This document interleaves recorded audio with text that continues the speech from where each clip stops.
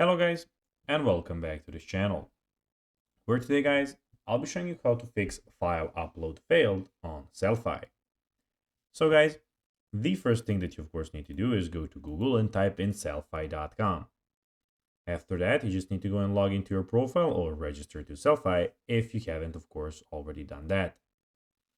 But now guys, let's see what we actually have in front of us here. So as you can see in the top left corner, we have your name, we have your account settings, billing, email notifications, purchases, and logout option. We have your store and we have your marketing here on the left side also.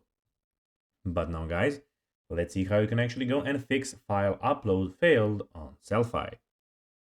So guys, if you're encountering a file upload failed or error on Sellfy, here are some common solutions you can try.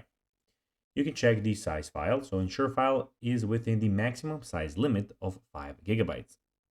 You can rename the file.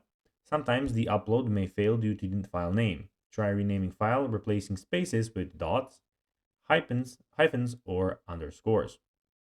You can of course browse compatibility. Make sure you're using an updated browser like Google Chrome or Mozilla Firefox.